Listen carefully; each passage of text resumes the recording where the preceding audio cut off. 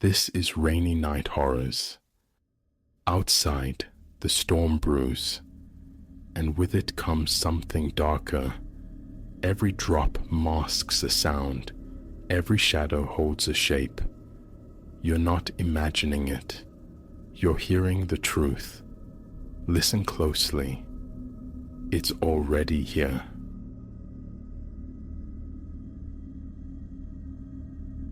It began with the air, tainted by an alien tang, acrid, biting, utterly wrong for the pastoral tranquility my Aunt Alara called home. By the time its meaning crystallized, the quietude had already swallowed me whole. A fortnight tending Aunt Alara's farmhouse while she chased sunshine south. A siren song to someone like me, Silas, suffocating in the city's concrete embrace and the tyranny of deadlines.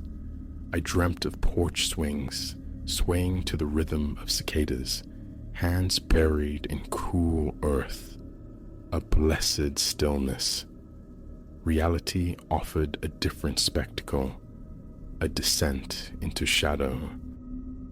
Next door stood the hollow shell Aunt Alara called the old Briarwood place, long surrendered to ivy and neglect, a skeletal finger pointing at the sky. So, the flicker of light behind its grimy panes on my second evening stirred only mild conjecture. New owners, perhaps, braving the decay. Simmering tomatoes scented the kitchen air, a comforting aroma soon challenged by that intrusive chemical sharpness. Faint, then insistent, it crept through the floorboards, a miasma that tightened my throat and stung my eyes by nightfall, a dissonant note in the country symphony. A ragged cough tore me from sleep near midnight. The chemical stench had saturated the house, thick and suffocating. Drawn by a disquiet I couldn't name, I lurched to the window, peering into the gloom. Silhouettes flitted across the neighboring lawn, burdened with canisters and crates under the indifferent moon. Not renovators working late. My pulse hammered against my ribs. Something clandestine unfolded in the darkness. My fingers hovered over the emergency call button, a lifeline, but doubt stayed my hand. An overblown fear, a mundane explanation eluding my sleep-addled brain, disrupting Alara's haven with flashing lights and sirens, felt like a betrayal. So I watched, a silent sentinel perched behind lace curtains. Daylight brought no relief, only a gnawing anxiety beneath the persistent, fainter reek. Vehicles, sleek, anonymous, windows darkly opaque, bearing unfamiliar state insignias, punctuated the day's quiet rhythm, arriving and departing with unsettling regularity. From my porch-side vigil, feigning literary absorption, a chilling choreography emerged, each arrival precise, each departure exactly 15 minutes later, a small, discreet parcel clutched by the departing figure. The puzzle pieces slammed together with sickening force. The caustic air, the nocturnal ballet, the metronomic visits. An ugly truth bloomed in my gut.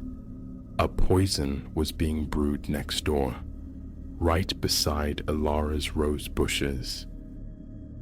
Flight screamed through my veins. Pack, warn Alara, vanish back to the city's anonymous clamor.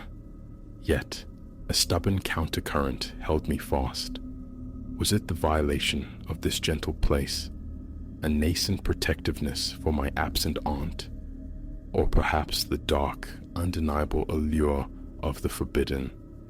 I remained, transforming into an unwilling chronicler, scribbling times, descriptions, capturing blurry, inadequate images on my phone. A pathetic spy caught in a web not of my making. My third day playing detective, under the guise of hanging laundry on the line, admittedly craning for a glimpse of the forbidden zone, a harsh voice cracked the afternoon stillness. "Oi! You!" A figure detached itself from the neighboring property line, broad-shouldered, etched with ink that snaked up powerful arms, eyes like chips of ice boring into me. He cleared the dilapidated fence, separating the properties in a single predatory bound. The air around him reeked of stale tobacco and the familiar sharp chemical taint.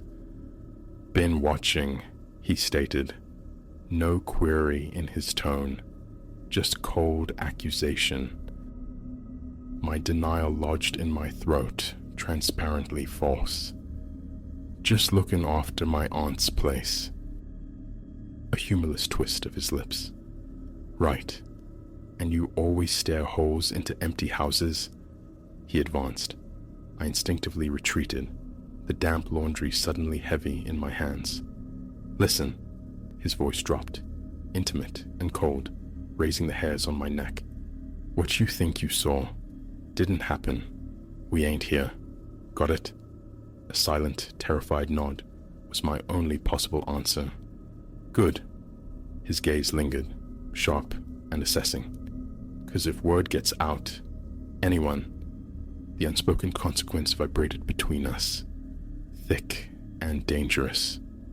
He turned, vaulted back over the fence with unnerving ease, leaving me paralyzed amidst the flapping sheets, the scent of danger clinging heavy to the afternoon air. Sleep was a forgotten country that night. I huddled by the window, a prisoner of shadows and sounds magnified by terror. Every creak of the old house, every rustle of leaves outside, sent jolts of adrenaline through me. The chemical ghost intensified, searing my sinuses, pounding behind my eyes. Logic screamed for retreat, for distance, for the anonymous safety of the authorities. Yet, something anchored me. Responsibility, perhaps foolish pride, a stubborn refusal to be chased off by thugs polluting Ilara's sanctuary. As darkness deepened, resolve hardened within the fear. I needed proof, irrefutable, something tangible to shatter their poisonous secrecy. Past midnight's nadir, when the world seemed to hold its breath, I slipped from Ilara's house into a landscape etched in moonlight and cricket song. My own heartbeat thundered against the silence as I traversed the damp grass towards the derelict Briarwood Place, a black moor against the starry sky. Around back, a window gaped slightly ajar, an invitation or a trap, a scramble, a squeeze, heart pounding like a drum against my ribs, and I was inside. The stench assaulted me, a physical blow driving tears to my eyes, fire to my throat. My shirt became a useless filter against the fumes. I stood in a desecrated kitchen, now a hellscape of stained glassware, jury-rigged heating elements, tubs brimming with noxious fluids. On a scarred table lay obscene piles of currency stacked beside plastic bags, shimmering with crystalline poison. Meth. My phone trembled in my grip as I documented the squalor, the apparatus of corruption, the glittering venom, the stacks of ill-gotten wealth. Intent on my task, the crunch of tires on gravel outside barely registered until it was almost too late. Raw panic flared, cold and sharp. A desperate scan, a dingy closet tucked into a corner. I plunged inside, pulling the door almost closed, just as footsteps echoed and the back door swung open. Through the narrow slit, I watched as two men entered. One was Ink Arms, his presence filling the space with menace. The other was unfamiliar, older, impeccably dressed in clothes that seemed utterly alien in this ruin, radiating an aura of cold authority. "Smooth operation," Ink Arms reported, his voice rough. "Next yield on schedule for Friday." The older man surveyed the scene, his gaze sharp and appraising. "Excellent. And the neighbors? No complications?" A flicker of hesitation from Ink Arms. "One potential issue. The woman next door, the house sitter, keeps watching. I put the fear in her, but..." The older man's face became granite. "No buts, no loose ends. Handle it." Ice flooded my veins. Me. They meant me. They were discussing my elimination as casually as discussing the weather. Ink Arms gave a curt, subservient nod. "Consider it done." Their conversation drifted to logistics, profits, distribution routes, details lost on me as my thoughts screamed for escape, for survival. An age seemed to pass in that suffocating closet before their voices receded, the back door closed, and silence returned, heavy and menacing. I counted frantic heartbeats in the suffocating dark before daring to push the closet door open. My limbs felt like water, trembling uncontrollably, but adrenaline propelled me back to the window. A shout erupted behind me as I tumbled out. I didn't look, didn't pause, just flew across the dew-slicked grass, a terrified wraith seeking sanctuary. Inside Ilara's house, the bolt slid home with a trembling click. I collapsed against the solid wood of the door, the dam finally breaking in shuddering, silent sobs. When the storm passed, my phone felt heavy, potent in my hand. 911. Emergency dispatch. What is the nature of your emergency? A ragged breath. I need to report. Something significant, something dangerous, at the old Briarwood place. The ensuing hours dissolved into a maelstrom of flashing blue and red, shattering the rural calm like fragile glass.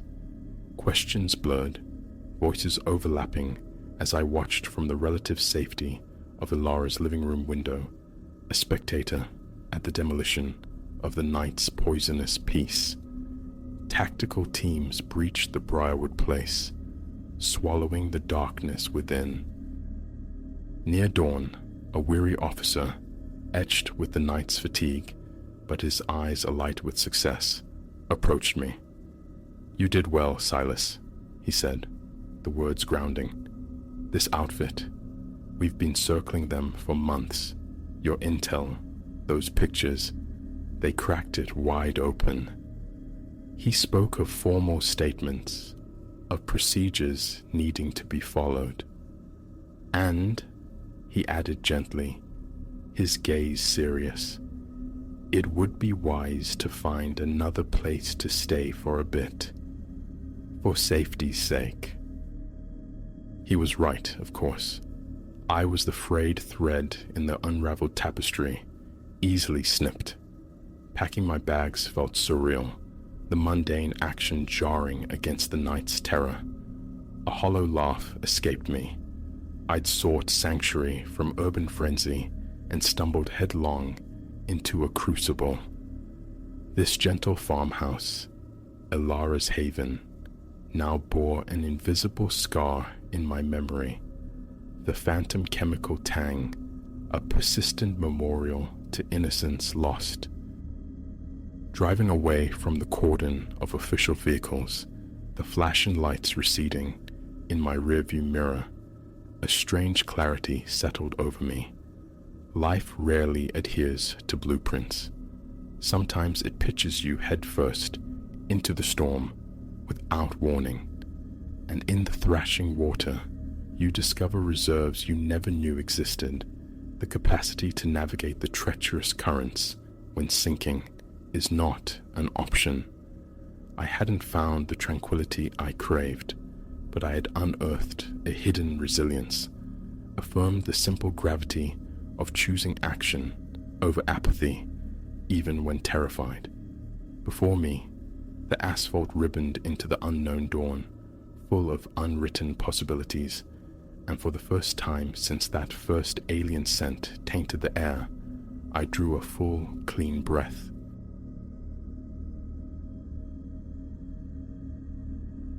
The initial ring I dismissed as digital detritus, a phantom signal in the ether. The third, however, carved certainty into my marrow. Eyes were upon me. By the 10th shrill summons, the architecture of my existence felt irrevocably altered. It began under the bruised twilight of a Tuesday, home from the relentless rhythm of deadlines and discourse. I shed my shoes, the day's weight sloughing off with them as I surrendered to the couch's embrace. Respite beckoned, takeout, the comforting glow of a familiar show. Then, the phone's insistent cry, an unfamiliar constellation of digits. Usually, I let such calls dissolve into the void, but an inexplicable impulse guided my hand. "Hello?"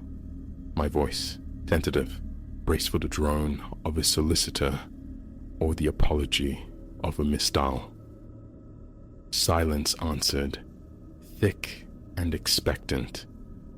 Just as impatience frayed my resolve, a voice seeped through the receiver, warped and metallic, like rusted gears grinding.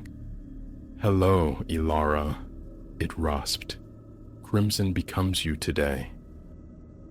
Ice formed in my veins, my blouse, a vibrant crimson. How? Who is this? The demand tore from my throat, my pulse a frantic drum against my ribs. The line clicked, dead. I sat suspended, phone clutched like a talisman against unseen forces. Coincidence? A cruel jest spun by colleagues. A deeper instinct recoiled from such simple explanations. Rising, drawn by a primal need, I parted the curtains, scanning the street below. Familiarity offered no comfort. Parked vehicles slumbering curbside, a couple tethered to their dog, the mundane tableau of my quiet suburban enclave. Yet, a sinister varnish now coated everything. I secured the curtains, the deadbolt's click echoing unnaturally loud in the sudden stillness. My fingers trembled, dialing Chloe, my anchor. "Hey," I began, striving for nonchalance. "Did you, or anyone from the office, try some bizarre prank call just now?" "What? No. Ilara? Why? What's happened?" Confusion laced her tone. I recounted the chilling exchange. Chloe listened, her silence amplifying my fear. "That's deeply unsettling, Ilara. Perhaps you should involve the authorities." The thought flickered, then died. What tangible evidence could I offer? A peculiar call? Dismissal felt inevitable. Block the number, they'd advise. So, I attempted to bury the unease, ordered sustenance, summoned the flickering escape of the screen, tried to stitch the frayed edges of normalcy back together. An hour bled away. The phone erupted anew. Same anonymous signature. This time, Silence was my shield. 4 rings echoed, then ceased. A heartbeat later, my screen illuminated. Why didn't you answer, Elara? Don't you want to converse? My hand spasmed, the phone skittering across the sofa cushions. This wasn't real. It couldn't be. Retrieving the device, I navigated numbly to block the caller. Then, plunging the apartment into darkness, I became a silhouette behind the fabric barrier, peering through a sliver of vision at the street. No lurking figures, no idling cars radiating malice, only the persistent, suffocating certainty of being perceived. Sleep offered no sanctuary. Each creak of the building, each sigh of the wind became a potential footfall, every shadow a waiting presence. Dawn arrived, not as a relief, but as a harsh spotlight on my exhaustion and frayed nerves. I feigned illness, whispering excuses into the phone to my workplace. The thought of navigating the public sphere, exposed, vulnerable to any gaze, was unbearable. Around noon, the phone sang its discordant song again, a different, unknown number. I let the call bleed into the digital void of voicemail. A minute ticked past. A new message materialized. Staying sequestered today, Elara? Wise. But sanctuary is temporary. With a strangled cry, I hurled the phone. It struck the opposing wall, clattering ignominiously to the floor. Madness. Sheer, unadulterated madness. How could they know? Were unseen lenses embedded in my walls? Was an observer stationed nearby? The following hour became a frantic, fruitless excavation of my own space, searching for hidden eyes, listening ears. Nothing. The absence of discovery offered no solace. The digital assault persisted throughout the day. Each call, each text, a more intimate violation, a sharper threat. That pizza you summoned last night looked delectable. Perhaps we should share one soon. Your mother would be so profoundly disappointed if she knew the truth of last summer. Does your superior grasp the nature of those files you accessed after hours, I wonder? How? The pizza. Plausible perhaps, with surveillance of the building. But my mother? The transgression at work? This knowledge transcended mere observation. It bespoke an unnerving intimacy with my hidden life. By evening, I was a ruin, pacing the confines of my apartment, untouched food cooling, unbathed, jumping at phantoms. Then, the final summons. This time answering, I heard no distortion, only the smooth cadence of a cultured male voice. "Hello, Elara," it purred. "I believe it's time we became acquainted, don't you?" "Who are you?" The question was a threadbare whisper. "What is it you require of me?" A low chuckle resonated, sending tendrils of ice down my spine. "Oh, Elara, it isn't about my requirements. It's about what you are going to provide for me." "I'm contacting the police," I bluffed, the words brittle with forced bravado. "No," he countered, his calm a terrifying counterpoint to my panic. "You won't, because doing so would compel me to disseminate some rather compelling information to certain interested parties, information concerning the true fate of your father's enterprise, concerning the actual destination of those funds." My blood turned to slush. Impossible. How could he know? The meticulous layers of concealment, the carefully erased tracks. What do you want? The question was surrender, stripped bare. 5th and Main, the corner. 1 hour, he dictated. Attend alone. Failure to comply will precipitate unpleasantries for you and for those you hold dear. The line went dead.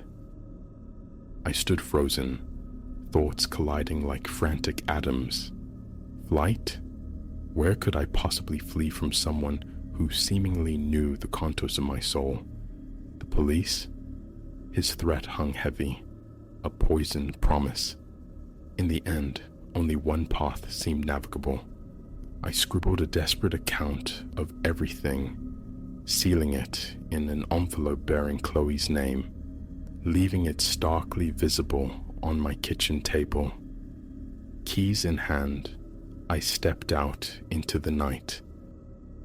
The city streets were subdued as I drove, a fine mist beginning to descend, lending the world a spectral, dreamlike quality. Parking a block shy of the intersection, I walked, my heart a frantic bird against my ribs. Beneath the jaundiced glow of a streetlight, a figure waited. Tall, impeccably dressed, salt and pepper hair, framing a face that could belong to a benevolent uncle or a titan of industry. Nothing like the monster my fear had conjured. He offered a smile as I drew near, a gesture that failed to thaw the glacier calculation in his eyes. "Ilara," he greeted, extending a hand. "A pleasure to finally meet you." I ignored the proffered hand. "What do you want?" My voice, scarcely audible.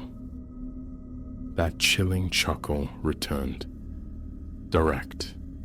I appreciate that. What I want, Ilara, is elementary.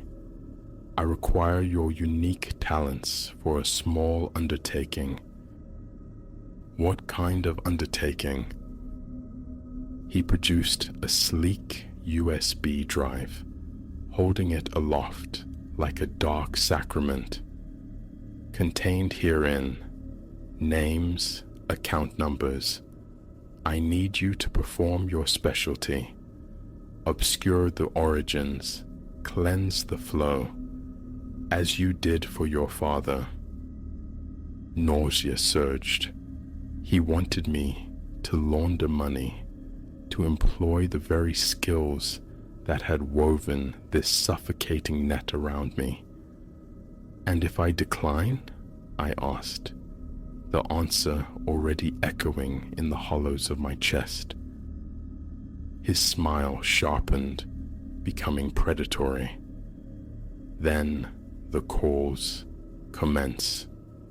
To the constabulary, to your employers, to your mother. Imagine her reaction, learning the true nature of her daughter. I closed my eyes, the walls of the trap solidifying around me. This was it. The past, patient and relentless, had finally cornered its quarry. "All right," I conceded, meeting his gaze, a flicker of defiance rekindling. "I'll do it. But upon completion, you vanish. No more calls, no more threats. We conclude." He inclined his head, pressing the drive into my palm.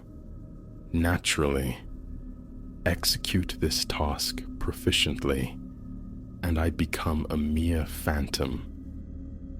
As my fingers closed around the cool metal, a reckless, desperate stratagem sparked within me.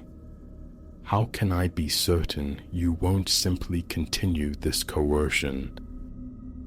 An eyebrow arched. "You cannot. But what alternative exists for you?" I nodded, mimicking acquiescence. Then, with sudden, fluid violence, I seized his wrist, twisting sharply. A maneuver Chloe had drilled into me years prior. A strangled cry of surprise and agony escaped him. His phone tumbled free.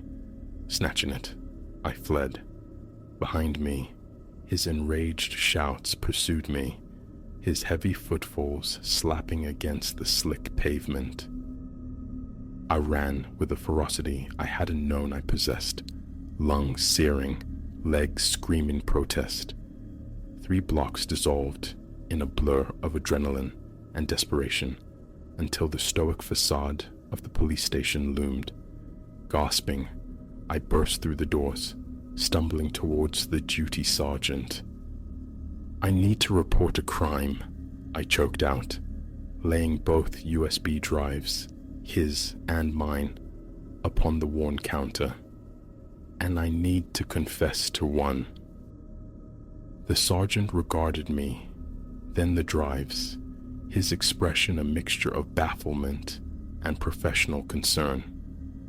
"Very well, miss," he stated evenly. "Perhaps you should begin at the commencement." And so, I did. The narrative spilled forth. The insidious cause, the escalating fear, the blackmail, the long-buried secret of my father's finances. It was an agonizing catharsis, the deliberate dismantling of my own future. Yet with each divulged secret, an immense pressure eased within my chest. No more concealment, no more scanning the shadows. They arrested me, naturally, and apprehended him later, attempting to abscond from the city. A known predator, it transpired, with similar operations trailing him across 3 states. As they guided me towards a holding cell, my reflection flickered in a polished surface. Exhausted, undeniably frightened, yet strangely unburdened. The nightmare, spanning days and, in truth, years, had finally broken. The path ahead remains obscured. Trials await. Incarceration seems probable. But for the first time in what feels like an eternity, I can draw a full, untainted breath. The phone will remain silent, its potential for menace neutralized. The shadows are merely shadows once more. Though confined, a peculiar liberation has settled upon me.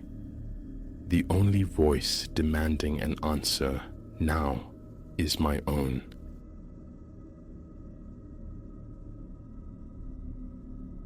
That resonant thud of oak meeting frame, the sound that sealed us within Ashworth House, echoed not just in the hall, but in the hollow pit of my stomach.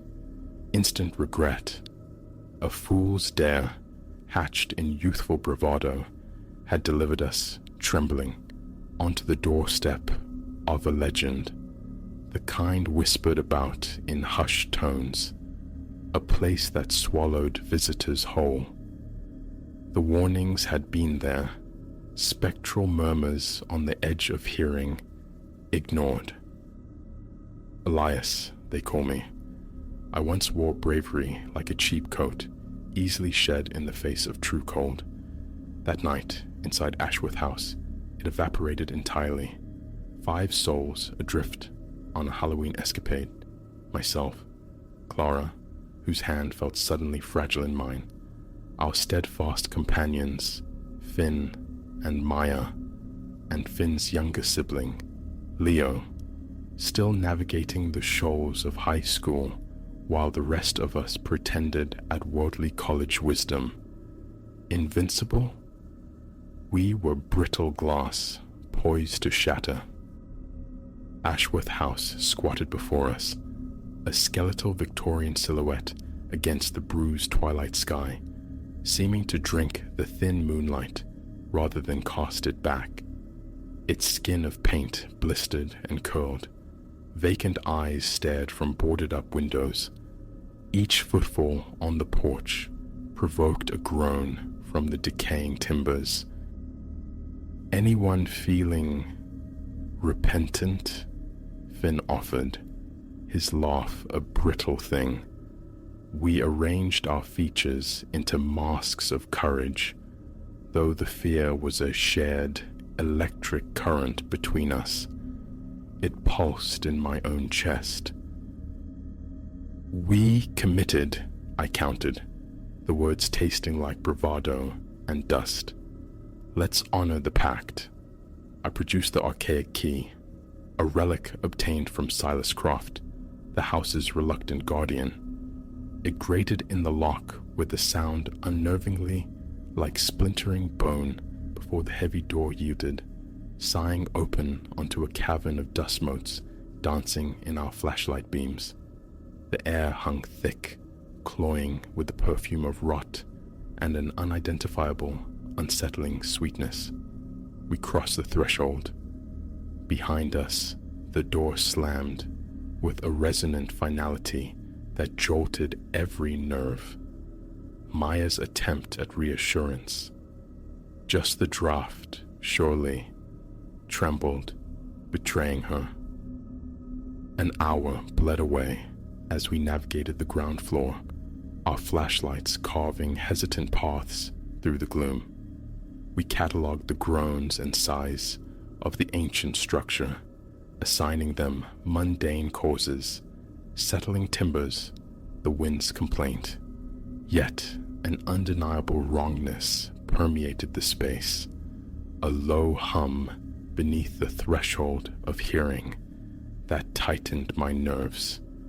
It was young Leo who broke the fragile normalcy. Elias, everyone, his voice was a threadbare whisper. The portraits. Our beams converged on the gallery of ancestors lining the corridor. Conventional at first glance, austere figures draped in the fashions of bygone eras, but scrutiny revealed the shared, chilling detail. Lurking in the shadowed periphery of each painted scene, half concealed, stood a silhouette, featureless, save for eyes, pinpricks of malice that seemed to track our movements, luminous and aware. Pareidolia, I muttered, the lie feeling like ash on my tongue. Shadows playing tricks. Precisely then, it drifted down from the upper reaches, the unmistakable sound of a child's giggle, sharp and incongruous in the dead silence. We became statues carved from ice, eyes wide. We're alone, aren't we?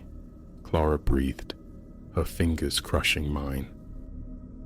Before denial could form, the laughter pealed again, closer now, chased by the frantic patter of small feet drumming on the floorboards directly overhead. Out! Leo choked, his face a mask of stark white in the flashlight's glare. Now! We spun towards the entrance, a united surge of sudden, desperate need for escape. But the heavy oak door stood impassive, refusing our frantic shoves and pulls, solid, immovable, as if welded to its frame. Panic, cold and sharp, began its insidious crawl. The windows, assaulted next, proved equally stubborn, rattling uselessly in their sashes. A terrifying certainty dawned.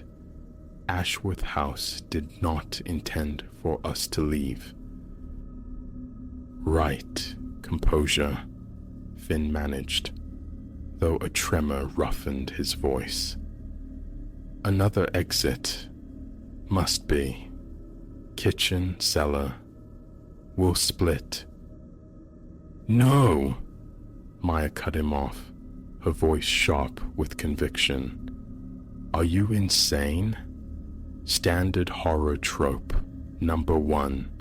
Never split the party. Her logic, grim as it was, felt irrefutable. Together then, we would press onward, seeking an alternative escape route. The grand staircase beckoned, each upward step plunging us into a deepening chill. The air grew frigid, stealing our breath, which plumed visibly before us, an absurdity on this otherwise mild autumn evening.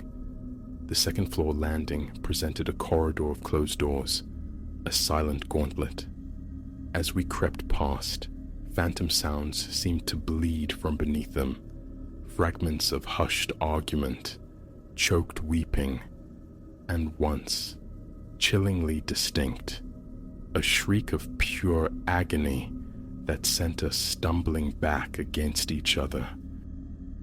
We selected a door, seemingly at random, and nudged it inward. A bedchamber, swathed in dust and draped in cobwebs, lay revealed. Dominating the far wall, however, was a large, ornate mirror. Its surface captured our huddled forms, yet warped the image disturbingly. Reflected back were figures recognizably us, yet aged decades, faces skeletal with terror, garments ripped and soiled. A blink, a frantic refocusing, the grotesque vision vanished, leaving only our present selves staring back, wide-eyed. But the psychic residue of that horror lingered. "You saw," I whispered. Pale nods answered me. We retreated hastily from the room, shuffling backward into the corridor, only to find our path blocked. A small girl materialized before us, impossibly still, clad in a spotless white frock, her dark hair meticulously plaited. Ordinary, perhaps, was she not utterly translucent, the wall visible through her slight form. Leo gasped, stumbling away. The apparition offered a smile, a rictus revealing teeth unnaturally long and needle-sharp. "Play with me." The voice was a discordant echo, seeming to come from everywhere at once. Before coherent thought could return, she dissolved into nothingness, her chilling laughter hanging in the icy air like frost. That was the catalyst. The house erupted. Doors slammed open and shut along the corridor with percussive violence.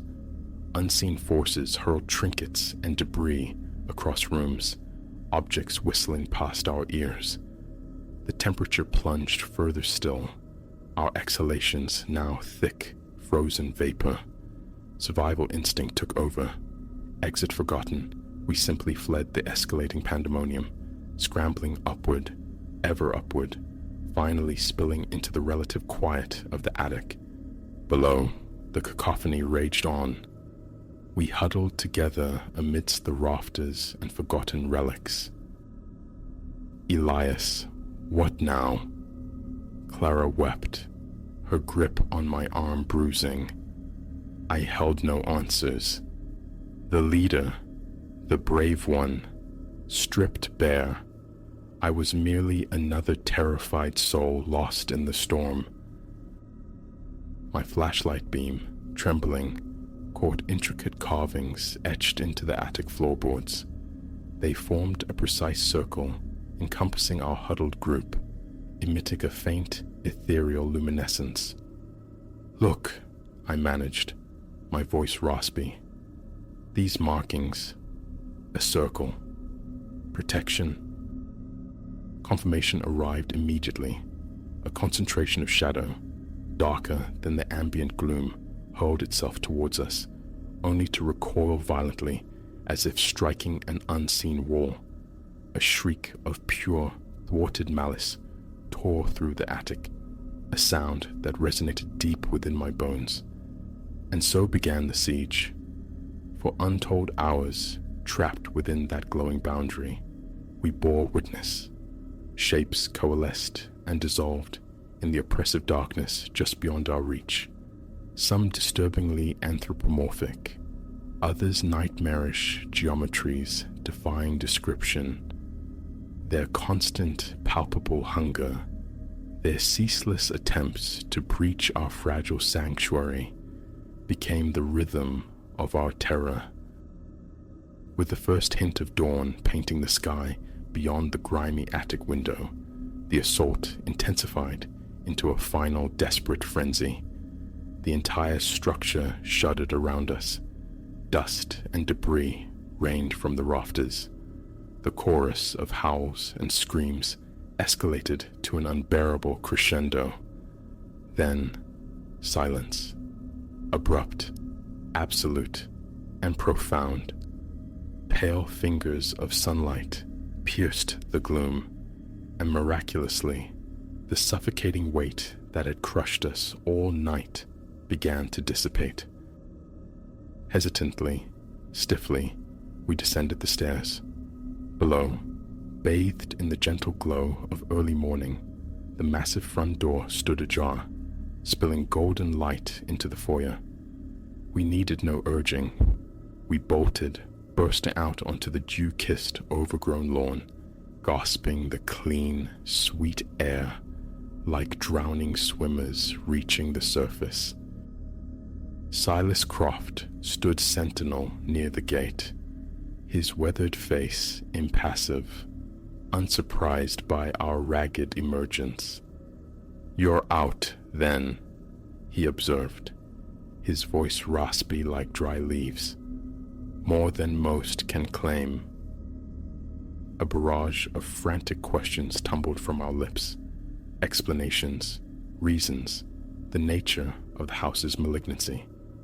He merely offered a slow shake of his head. "There's knowledge best left buried," he stated flatly. "You've glimpsed what lies beyond the curtain. Best advice, try to forget, and never, ever return." Forget? Impossible. The night's horrors were branded onto our psyches, altering the very fabric of our beings in ways still unfolding. We 5 survivors rarely speak of Ashworth House now, yet sometimes, in the deepest hours, the phone will ring. An unspoken understanding passes between us. Finn, Maya, Leo, Clara, myself. We simply hold the line. The sound of another's breathing, a fragile anchor, a testament to shared survival. Yet, solitude breeds doubt. In the quiet vulnerability of night, a chilling question surfaces. Did we truly escape Ashworth House unscathed?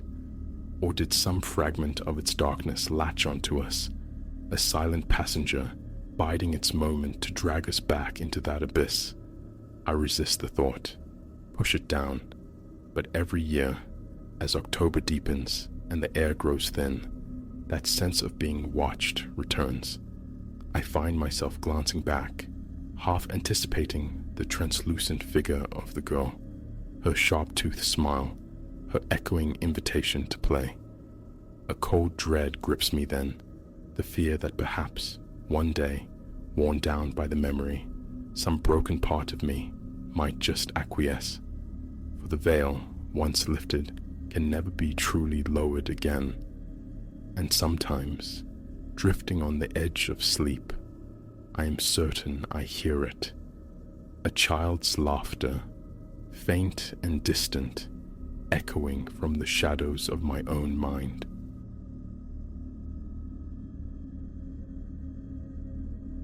The instant the furniture began its silent migration, I sensed this house-sitting arrangement would unravel into something far beyond the mundane. What commenced as a simple courtesy for my neighbor soon warped into a harrowing waltz with forces utterly alien, leaving my grasp on reality frayed and my very essence imperiled. My name is Ilara. Until last month, I navigated the predictable currents of a 25-year-old's existence, chasing solvency in the sprawling metropolis. When Ms. Eldridge, my elderly neighbor dwelling in the adjacent Victorian behemoth, inquired if I might oversee her residence during a week-long visit to her sister, I seized the opportunity. A tranquil week sequestered within the embrace of a beautiful, time-worn manse, distant from the perpetual din of my flatmates. It whispered of paradise.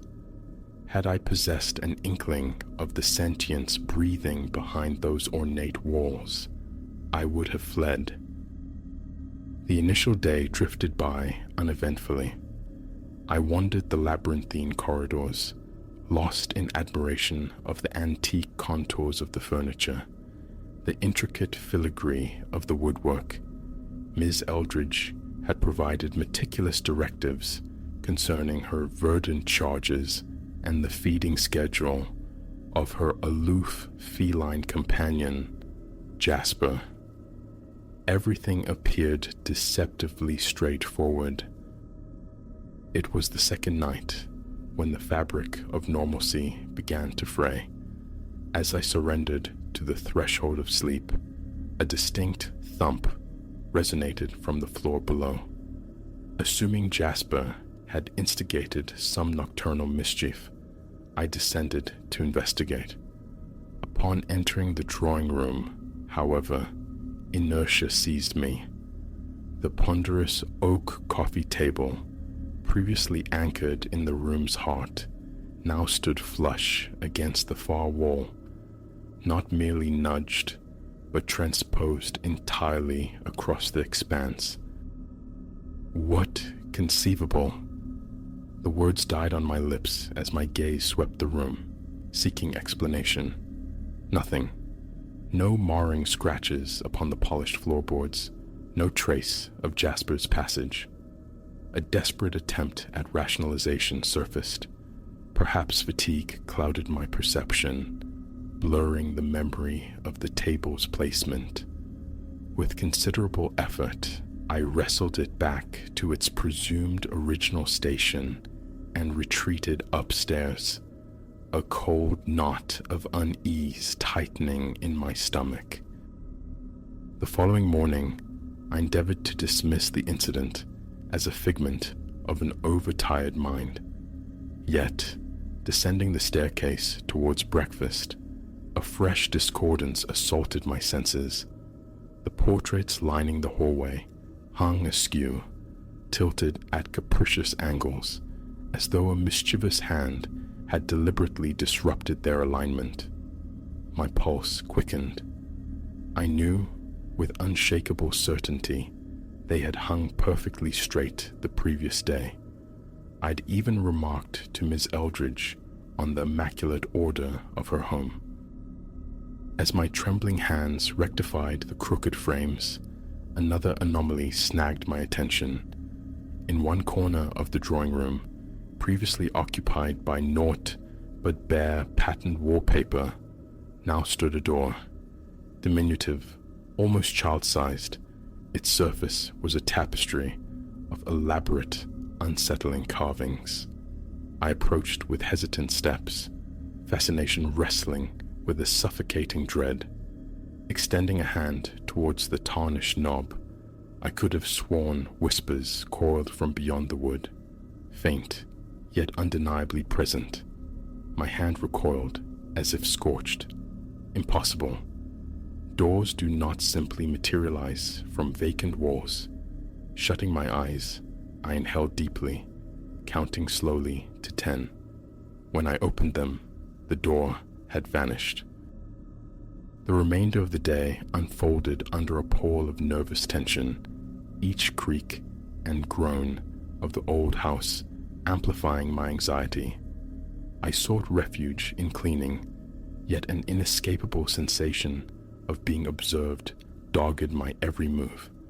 The painted eyes within the portraits seemed to track my progress, and fleeting glimpses of motion flickered at the periphery of my vision, dissolving into nothingness the moment I turned.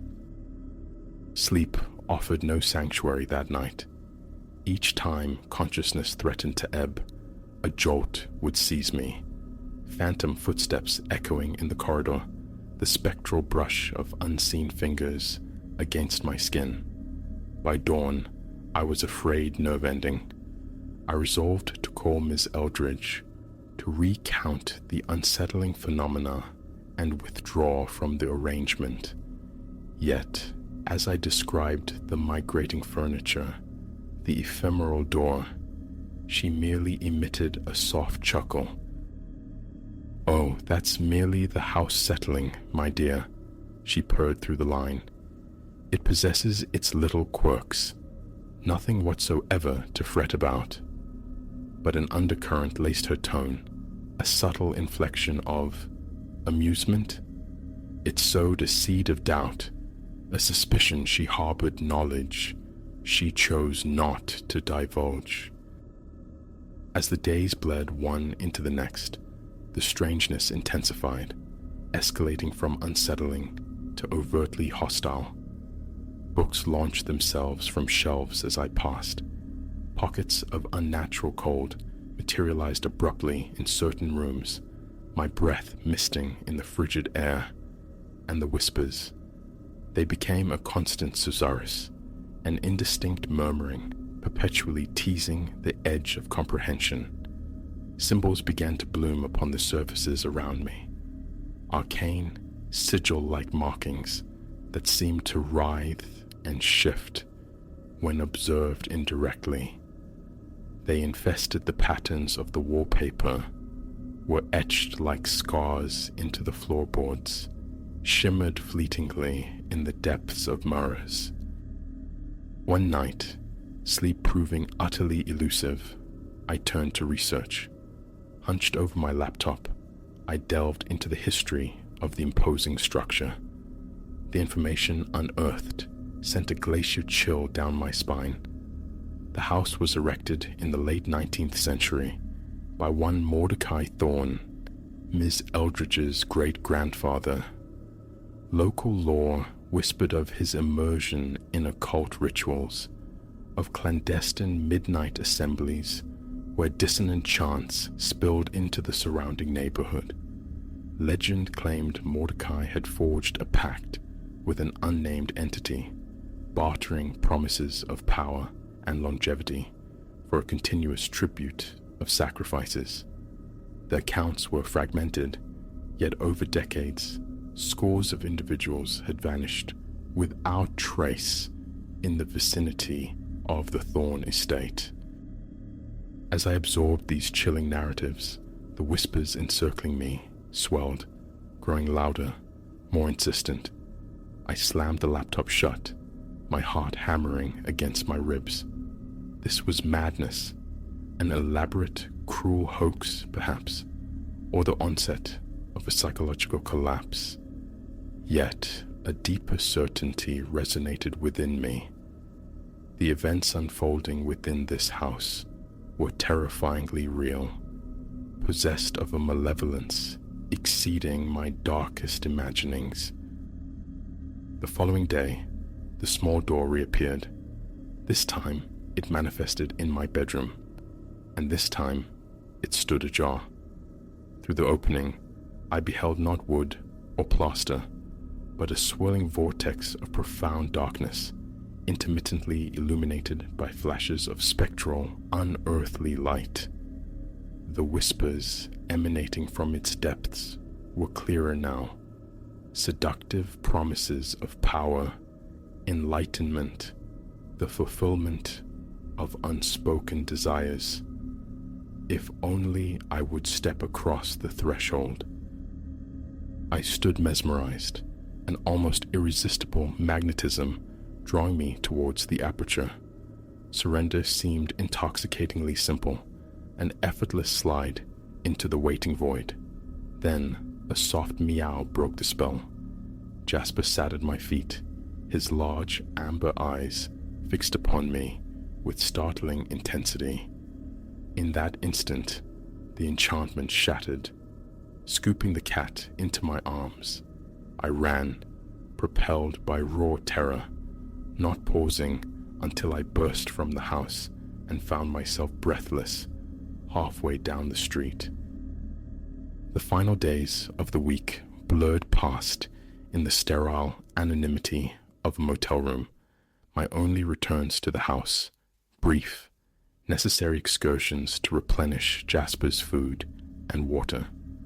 With each visit, the oppressive wrongness intensified. The symbols pulsed with greater prominence. The whispers clawed more audibly at the silence. The very air seemed thick and viscous, with a predatory energy. When Ms. Eldridge returned, I waited her arrival, steeled for confrontation, desperate for answers. But the moment our eyes met, I knew. Her gaze held the same ancient, otherworldly luminescence I had glimpsed swirling within the impossible doorway. "Did you find your stay agreeable, dear?" she inquired, her smile stretching just a fraction too wide, too knowing. "The house appears to have developed quite an affinity for you." A choked, incoherent excuse tumbled from my lips before I fled, my legs trembling so violently I could barely navigate the path. As I drove away, a final glance in the rearview mirror captured Miss Eldridge standing on the porch. For a fleeting, horrifying second, her familiar form seemed to shimmer, ripple, revealing something vast, ancient, and utterly terrifying beneath the benign, grandmotherly facade. A month has elapsed. I inhabit a new apartment in a different city, yet the tendrils of that week refuse to release their grip. Sometimes, in the profound stillness of night, the whispers return, insidious invitations echoing from the shadowed corners of my room. And sometimes, behind closed eyelids, I see it, the small, intricately carved door, patiently waiting. What lies beyond its threshold, I cannot fathom. What price Miss Eldridge, if that name ever truly belonged to her, paid for the power radiating from her ancient eyes, remains obscure. But one truth has branded itself onto my soul. Some doors are inviolable sanctuaries of darkness, never meant to be breached. Some thresholds exist only to be shunned, because once you have peered into that abyss, once you have heard the siren song whispering from the void, it becomes an indelible part of you. And somewhere, nestled within a beautiful Victorian mansion, harboring a monstrous secret, a small door waits, perpetually poised, anticipating the arrival of another soul curious enough or desperate enough to turn the knob. I pray with every fiber of my being that soul will never again be mine.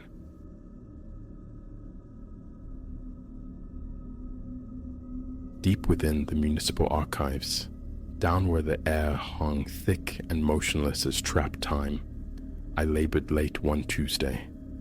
The subterranean levels hummed with a silence that felt ancient. My task, assigned by Ms. Thorne, involved sifting through strata of forgotten files, boxes untouched for what seemed like generations. Cull the dross, she'd instructed, but a reluctance stayed my hand. Discarding history, even bureaucratic detritus, felt premature without scrutiny. Thus, I unearthed it. A simple shoebox, unexpectedly heavy, containing cassette tapes. Personal mementos, perhaps? A defunct employee's audio diary. Then, a label snagged my attention, stark against the plastic shell. March 14th, 2026. A date yet unborn, suspended more than a year beyond our present, 2025. The tape felt unnaturally cold, or perhaps unnaturally warm, in my palm. A knot tightened low in my gut. Heat prickled the back of my neck. An error, surely. A misprint. A forgotten office prank. Reason scrabbled for purchase, yet I carried the cassette toward the cramped adjunct office tucked away at the basement's terminus. There, cloaked in dust and grime, sat a relic, an old tape player. My fingers trembled slightly as I pried open the deck. A faint squeal protested the movement. I slotted the cassette inside. Play. Hiss erupted, a sound like static rain. Then a voice pierced through. My voice, unmistakably mine. "Stand in here," it murmured, the cadence eerily familiar. In the corner of my living room, phones ringing. Decide if I should answer. The recording meandered through the mundane landscape of a future moment, mentioning the specific fair trade blend I'd only adopted the previous week, detailing anxieties about an upcoming presentation I hadn't yet fully prepared. It concluded with a casual note about a minor power disruption expected at my apartment complex. Around 9, the voice specified, the following evening. My mouth turned to parchment, a vice clamped around my ribs. Was I fracturing, my mind finally succumbing to the archive's oppressive solitude? I scanned the small, dim office, half anticipating a hidden camera, a grinning colleague leaping from the shadows. Nothing. Only the stale air, the humming machine, and the impossible tape. I ejected it, turning it over, inspecting the label anew. March 14th, 2026. Still defiant of chronology. I tried to rationalize. A vocal similarity, a strange coincidence. Homeward bound, the disembodied words echoed relentlessly. A hastily assembled dinner, the television flickering, ignored, did little to quell the rising tide of unease. My thoughts orbited the tape, a dark satellite. Time crawled toward 9 p.m., each minute checked with obsessive frequency. 9:03 p.m. The lights held steady. Relief washed over me, sharp and sudden, followed by a self-deprecating chuckle, spooked by shadows. Then, at 9:07 p.m., the apartment plunged into abrupt darkness. A breathless pause, 10 seconds maybe, before the power surged back, lamps flaring accusingly. I remained seated, staring, my heart a frantic drum against my sternum, a sheen of cold sweat blooming on my forehead. The tape had called it, not a cataclysm, just a flicker, precise and predicted. My hands began to shake. For 30 minutes, I paced the confines of my apartment, a caged animal seeking escape from an undeniable truth. Coincidence felt too thin a shield. The following morning drew me back to the archive's depths with magnetic force. Routine tasks blurred. My gaze kept straying to the shoebox, a Pandora's container on the metal desk. Surrender felt inevitable. I examined the other cassettes, dates scattered across future months, future years. Some bore no dates, only terse inscriptions in what was chillingly, undeniably my own script. The meeting, the car, the leak. A tremor started in my chest, climbing into my throat. My lips felt dry, tight. I selected the meeting, fed it to the dusty player. Again, my voice, dislocated from time. It spoke of an impending summons from Miss Thorne, head of the archives. It detailed a new project assignment, the specific weave of her blazer, the exact flavor of frustration I would taste. The recording closed with my future self sighing. I walk out of that room, knowing I can't escape this situation. Gooseflesh pebbled my arms. The wall clock showed nearly noon. Miss Thorne had indeed mentioned wanting to see me at 1, regarding next quarter's initiatives. A familiar constriction seized my throat. Sweat beaded beneath my collar. Ignore it, I commanded myself. Witness reality unfiltered.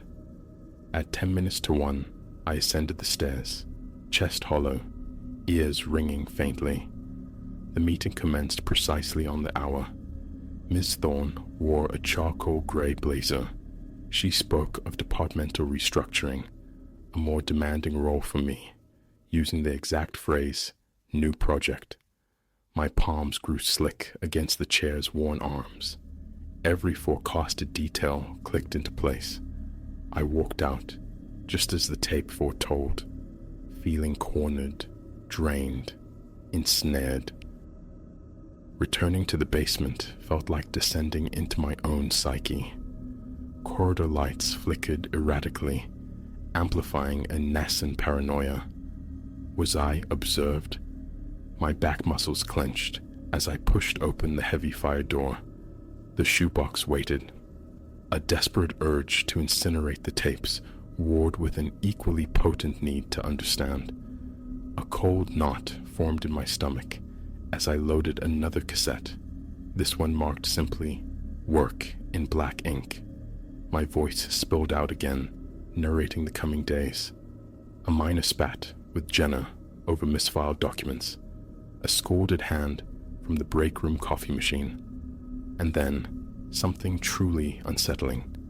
The discovery of a hidden passage in the basement, leading to a section I never knew existed. My breath hitched. Surely not. The tape described tripping on a loose floor tile, stumbling against the far wall, activating a hidden mechanism, a section swinging inward, revealing an older, forgotten annex. I shook my head, resisting belief. The next day unfolded with unnerving fidelity. Jenna materialized, irritation etched on his face, complaining about a mislabeled box delaying his inventory. A brief, tense exchange, precisely as predicted. Calm frayed at the edges. A subtle tremor took root in my hands. Later, fetching coffee, the machine sputtered violently, splashing scalding water onto my left hand. A sharp curse, the sting under cold running water. Another prophecy fulfilled. Concentration became elusive, simple tasks fraught with anticipatory tension. That afternoon, navigating the basement labyrinth with a precarious stack of binders, my foot caught on a loose tile. I lurched, instinctively bracing myself against the far wall. My palm connected. A faint click. The wall section yielded, shifting inward perhaps 2 inches. My heart leaped, a frantic bird against my ribs. I pushed again. The panel pivoted smoothly on concealed hinges, releasing a gust of musty, tomb-like air. My flashlight, snatched from a nearby shelf, cut a trembling beam into the void. Rows of decaying crates, rust-eaten shelving, drifts of ancient paper. Deeper within this forgotten ventricle of the building, a small desk stood in shadow, attended by a broken chair.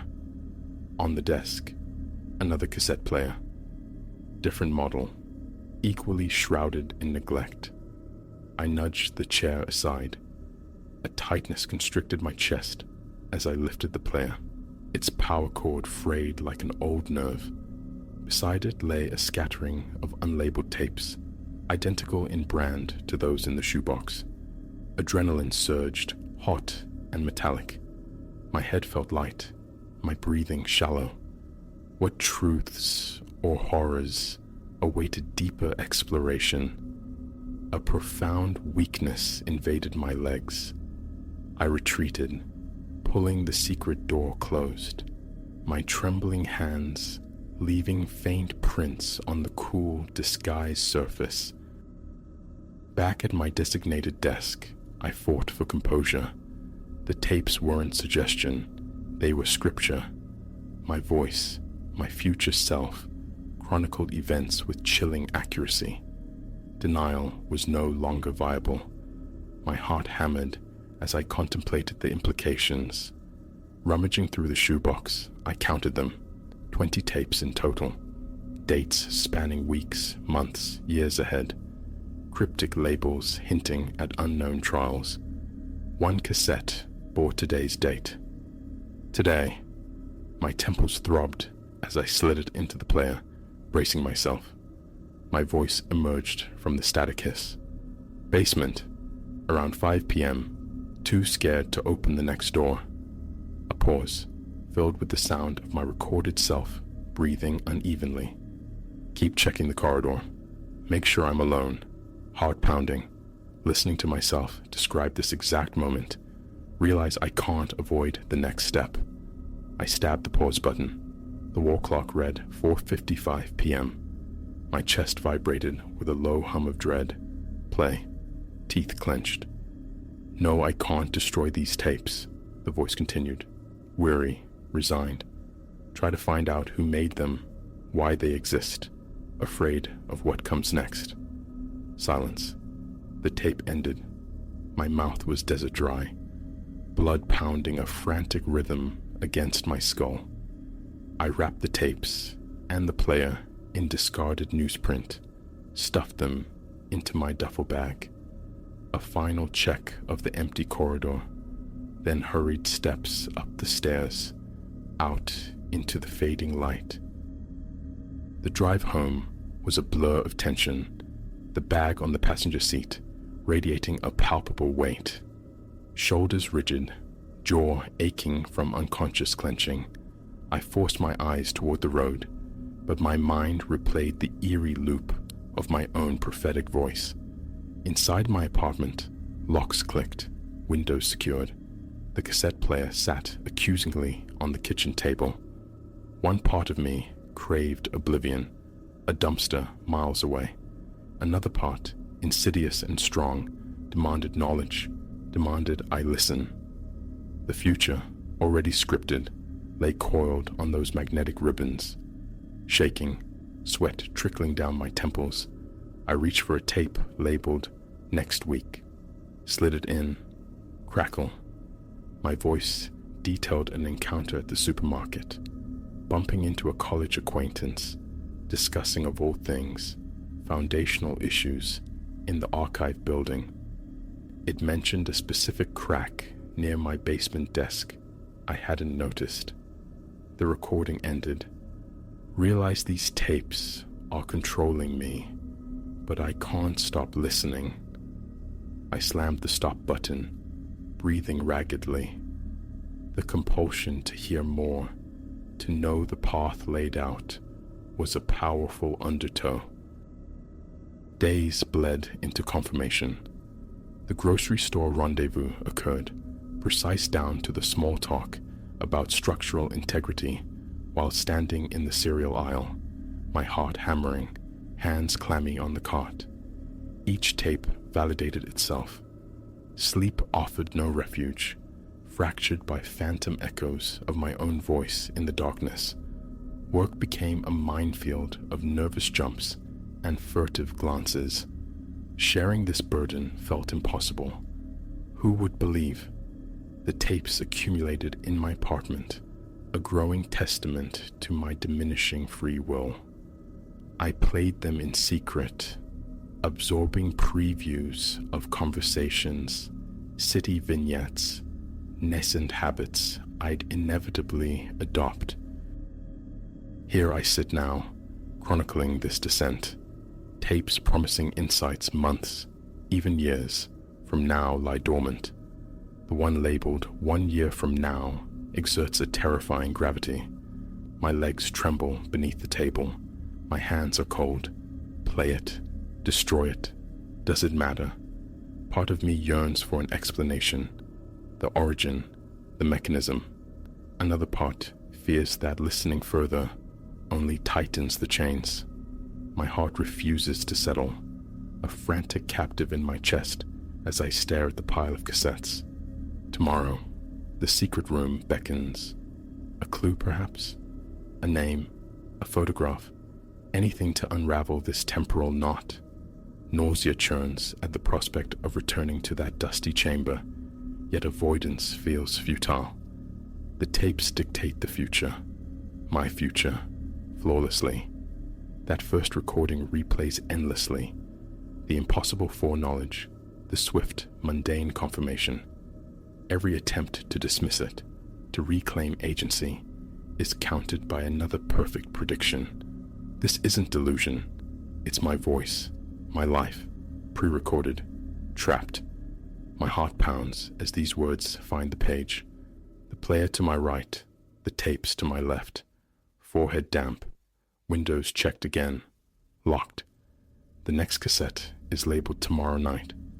Will it offer escape, or simply narrate the next turn of the screw? There seems no exit, only the relentless cycle. Press play, listen to myself, and wait for the inevitable unfolding. My life cleaved in two. Before the tapes and this terrifying scripted after, it will never be the same.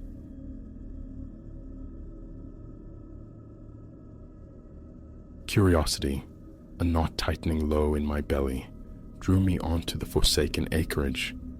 The earth itself seemed weary, choked with brittle weeds, the house a slumped silhouette against the pale sky. Its porch listed, a wounded limb, and the window panes stared blankly, filmed with years of dust. My purpose was academic, piecing together settlement histories for a research paper. Yet the place hummed with a different kind of resonance.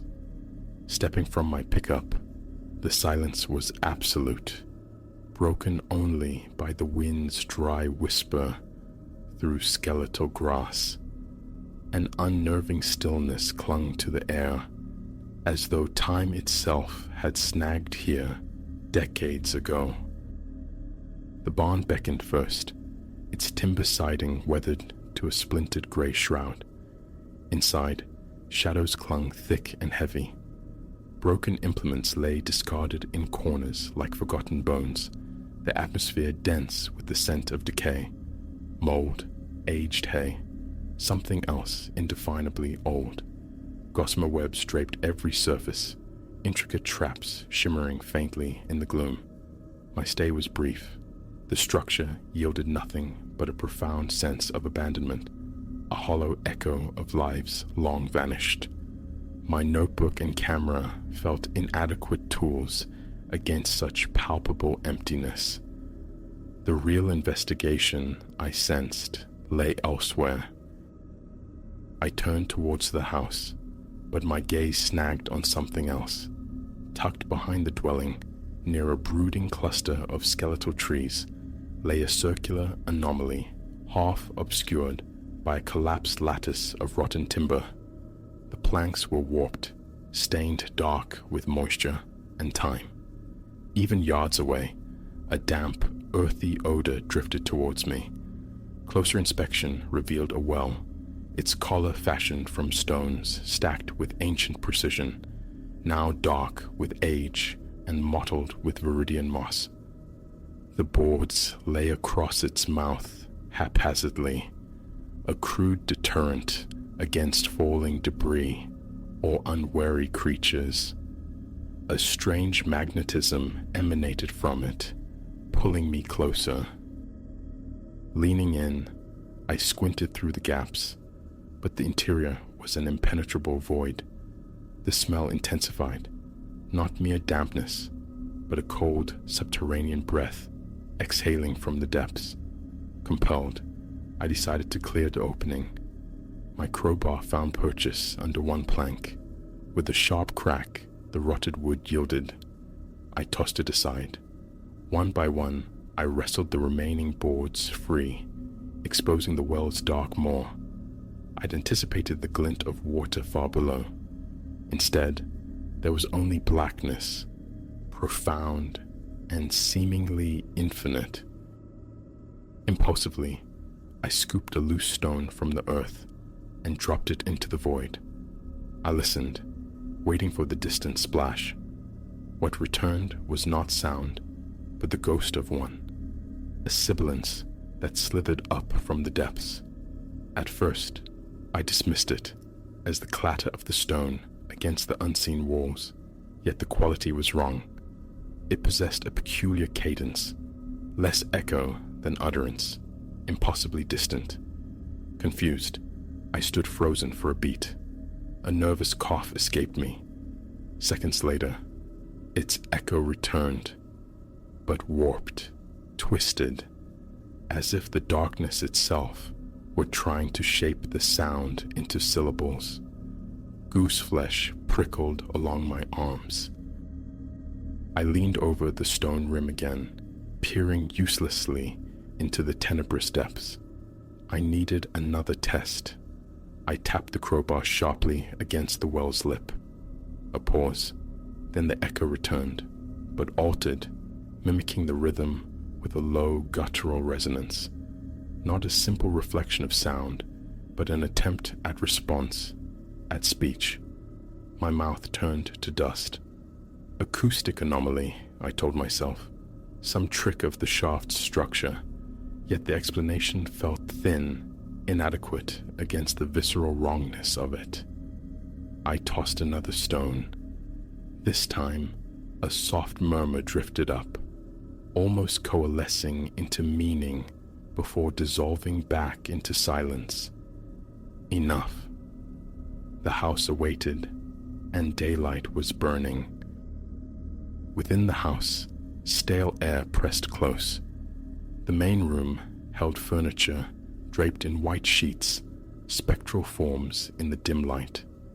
Floorboards groaned their ancient complaints with every footfall. I explored hallways, a kitchen frozen with rusted appliances, a staircase ascending into shadow. Dust lay thick as velvet, cobwebs festooned the corners. It was a place utterly surrendered to time. Yet, the well remained lodged in my thoughts, an insistent, unsettling presence. My research notes felt trivial, my focus constantly drifting back to that dark opening and its phantom voice. As dusk began to bleed into the sky, I resigned myself to spending the night. My sleeping bag lay in the truck. Derelict houses held no fear for me, or so I thought. I established a small camp in a corner of the living room, away from the vacant stare of the windows, my battery lantern casting a small pool of light, a dry sandwich, a swallow of water. Fatigue settled in, but brought no ease. An irrational urge pulsed within me. Go back, look into the well again. I suppressed it. Morning would be soon enough. Sleep, when it finally came, was shallow and plagued by drifting unease. Midnight, or near enough. A sound jolted me awake. The crunch of footsteps on the gravel path outside. An animal, perhaps. Grabbing my heavy flashlight, I crept to the front door and eased it open. The night was moonless, the sky obscured by low-hanging clouds. Nothing moved in the yard. Then, another crunch, closer this time, near the house's flank. Hard thudding, I followed the sound, sweeping the flashlight beam across the desolate scene. The skeletal barn, the listing fence, the dark sentinel trees. The noise repeated, unmistakably near the well. Slowly, cautiously, I advanced, the fine hairs on my arms erect, my pulse hammered, drowning out the night's other subtle sounds. I aimed the beam at the well. The stacked stones gleamed wetly. The discarded boards lay where I'd left them. And then, a voice, soft, yet distinct, undeniably originating from the blackness below. It spoke my name, Silas. The sound was distorted, frayed, like a whisper, forced through a broken speaker, yet the shape of the name was unmistakable. I froze, rigid. Imagination, surely. Fatigue playing tricks. But it spoke again, Silas, the syllables drawn out, echoing strangely. A cold dread trickled down my spine. I stumbled forward, right to the edge, and thrust the flashlight beam downward. It penetrated mere feet before the absolute darkness consumed it. Nothing. No bottom. No source. Silence returned, save for the sighing wind and the frantic cadence of my own breathing. My hands trembled. Backing away, I sought rational explanations, echoes, wind currents, but hearing my name, that specific name, resonated with the chilling intimacy. I retreated to the house, bolting the door, a futile gesture against something so intangible. Hours passed as I sat listening until exhaustion finally claimed me near dawn. Morning light did little to dispel the unease, yet it solidified a new resolve. My research felt secondary now to the gnawing need to understand the well. Was there some hidden chamber, some peculiar geological formation responsible for the acoustic phenomena? After a meager breakfast of dried fruit, I returned outside. The world looked deceptively ordinary in the bright sun. The well was just a hole, a circle of stone beneath the open sky, the warped boards lying nearby like discarded thoughts. Leaning over, I called, "Hello?" The echo returned faintly, a simple reflection of my own voice. No name this time. Relief warred with a strange disappointment. From the truck, I retrieved a length of sturdy rope. Securing one end to a solid fence post, I tested its hold. My plan: lower myself just a short distance, scan the upper walls for ledges, openings, anything unusual. Heart hammering against my ribs, I looped the rope securely around my waist and eased myself over the stone lip. The interior was instantly cold, the stones slick with perpetual dampness. Down a few feet, flashlight beam cutting weakly into the gloom, I saw only more darkness descending. The air was thick, stale, smelling of trapped earth and something else, something mineral and old. I tapped the walls, listening. The sounds echoed normally, dully. Yet, dangling there in the cold silence, felt profoundly wrong.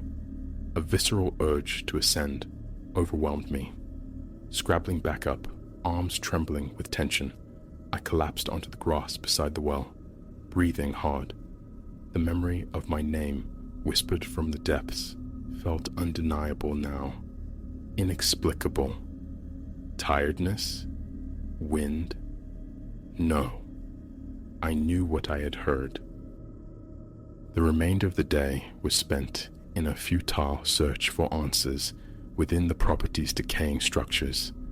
The house, the attic, the barn again, dust, decay, and a few fragmented ledges in the attic that offered no mention of the well. I forced myself through the motions of research, but my eyes kept straying to the window, pulled towards that dark circle in the yard. The well was a constant, low hum beneath my thoughts. As afternoon bled towards evening, restlessness consumed me. Every recollection of that distorted voice sent a fresh jolt through my system. Sunset painted the clouds in bruised colors. I sat on the porch steps, flashlight resting beside me, waiting. For what? I couldn't say. Part of me craved the return of the footsteps, a tangible adversary to confront. Another part prayed for absolute silence. For hours, the night offered only quietude. Then, near midnight, it began. Slow, deliberate steps, crunching on the gravel near the well. I rose, flashlight beam dancing nervously in my grip. Sweeping the light around revealed nothing, no figure, no source. As I approached, the steps ceased. My breathing was shallow, my palms slick with sweat. At the well's edge, I leaned forward, whispering into the void. "Is anybody there?" The echo returned, fractured and indistinct. I waited, straining my eyes against the impenetrable black. Then, a sound from within, a low, guttural murmur, followed by a faint scraping, like stone grinding against stone far below. Leaning further, my foot skidded on loose gravel near the rim. I steadied myself, one hand pressed flat on the cold, damp stone. My heart pounded a frantic rhythm against my ribs. The voice spoke again. Silas. Closer this time, the distortion less pronounced, the syllables chillingly clear. The hair on my nape prickled. A wave of ice washed through me. Speech failed me. I stood paralyzed, breath catching in my throat, mind struggling to reconcile the impossible sound. Silas, it repeated, drawing out the final S into a low, unnerving hiss. A soft scuffling followed, the sound of something shifting on stone deep within the earth. My grip tightened on the flashlight, then faltered. It slipped, clattering against the stone lip, tumbling end over end into the darkness. For a fleeting second, its beam illuminated the rough-hewn walls, descending into blackness before it vanished entirely. Retrieving it seemed madness. My instincts screamed against venturing further, against leaning over that precipice unprotected. Then something else registered. Faint impressions in the damp earth near the well's perimeter. Footprints, shaped like ordinary shoes, yet disturbingly distinct in the soft ground. Fresh? Old? Impossible to say for certain, but they looked recent. A dull ache started behind my eyes. A leaden weight settled in my stomach. No one else should be here. Another scrape echoed from the depths, softer this time, followed by a whisper, too faint to decipher, but carrying the undeniable cadence of a question, or perhaps a command. An insidious pull emanated from the opening, a silent urging. My feet shifted, edging me closer without conscious thought. I found myself leaning towards the moor again, drawn by an invisible current. With a surge of will, I recoiled, stumbling back. I couldn't remain out here. I fled to the house, slamming and locking the door, though I knew it offered no real sanctuary. The rest of the night passed with my back pressed against a wall, clutching a spare flashlight and a heavy hammer, listening. The footsteps returned, circling the well, pausing, resuming, a relentless patrol just beyond the walls.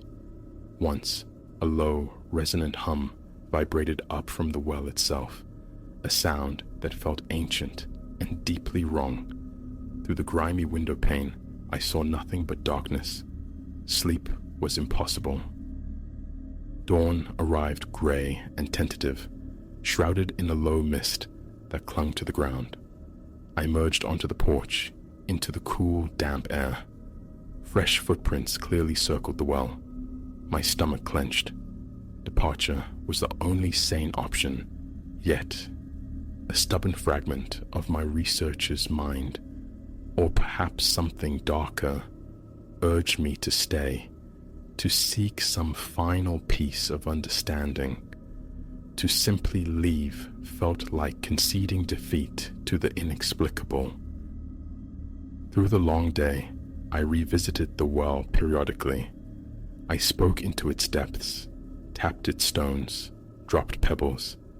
Sometimes silence answered. Sometimes faint, unintelligible murmurs drifted up. But my name was not spoken again in the daylight. That night, the footsteps resumed their patient circling. I remained inside, heart pounding a steady rhythm of fear, listening to the sounds orbit the dark aperture outside. Pauses, movement. Once, that low, vibrational hum returned, seeming to resonate in the very foundations of the house. Peering out offered no clue, only mist and shadow. Eventually, sheer exhaustion dragged me under. At sunrise, the decision was made. I gathered my notes, my equipment, my dwindling resolve. One final walk to the well. The discarded boards lay sodden on the damp earth. I peered into the darkness one last time. It offered no parting sign, no final whisper, only silence, profound and watchful. A chill traced its way up my spine. I backed away slowly, turned, and walked to my truck. The engine turning over felt like a severance. I drove away from the property, the image of the well receding in my rearview mirror, a dark eye staring from the overgrown land. What resided in that stone shaft, I cannot say. I possess only the memory of the sounds, the palpable dread, the chilling intimacy of my name spoken by the unseen. Even now, safe in the mundane world, late at night, when silence deepens, I sometimes fancy I hear it. A faint, distorted echo of my name, Silas, whispering from some unfathomable distance. A reminder of the empty stone well, waiting patiently in the dark.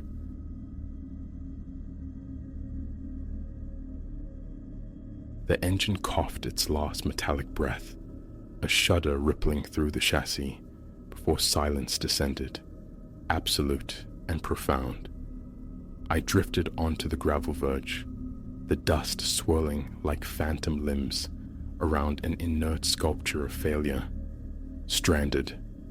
The word echoed in the vast emptiness swallowing the road, miles unspooled behind me. Civilization a forgotten rumor. No bars flickered on my phone screen. This mechanical betrayal, I dimly grasped, was merely the overture. My name is Elias. What follows is not the tell I intended to live, let alone tell. A simple traverse to my sister's nuptials, a gamble on seldom traveled byways, promising swift passage. Initially, the landscape seduced, undulating emerald hills kissed by a lazy sun, timber stands thick as secrets, homesteads scattered like forgotten thoughts.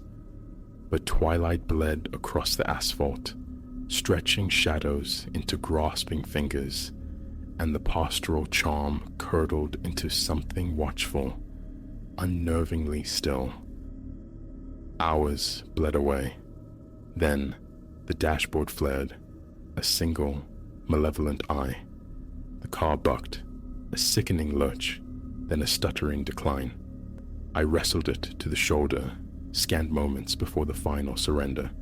Hood propped open, I squinted into the mechanical labyrinth, a nest of wires and tubes utterly alien to my touch. Hope, a fragile thing, withered. My phone remained a dead shard of glass and plastic.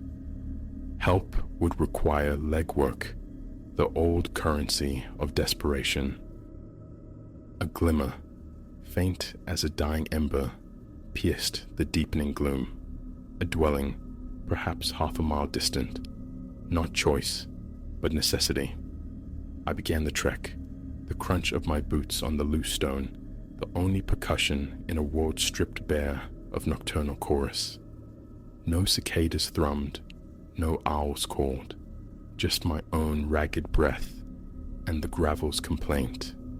The farmhouse materialized from the dusk, weathered planks, a porch listing like a drunkard, yet windows glowed amber and a battered pickup squatted nearby. Occupied. My hand hovered near the doorframe, rehearsing a plea for sanctuary and a telephone line. Then, voices, strained, urgent, leaking through the wood. "It cannot continue, Silas," a woman's voice, frayed at the edges. "Discovery, it looms." A man's guttural reply. "Ain't no soul gonna find naught. We're cautious, always. But a risk," her words choked off, as my foot nudged an unseen empty tin can. A clatter, sharp and intrusive. Inside, silence fell like an axe. I froze, lungs burning, acutely aware of my trespass into shadowed affairs. The door groaned open. A figure filled the frame, tall, raw-boned, shoulders like oak burls, his face etched by wind, and something colder held eyes that appraised me without welcome. Something you need? The question was a challenge, hospitality a thin veneer. I forced moisture into my mouth, stretched my lips into a semblance of a harmless smile. Deeply sorry to impose. My vehicle, it expired, down the road a ways. Hoped perhaps I could trouble you for a telephone. Silas's gaze lingered, unblinking, then flickered towards the interior darkness. A beat of silence stretched taut. When he turned back, a peculiar light danced in those cold eyes, chilling me despite the humid air. Surely, he drawled, the friendliness sudden, jarring. Can't abide leaving folks adrift. Step inside. Every fiber screamed retreat, flee into the indifferent night. But where?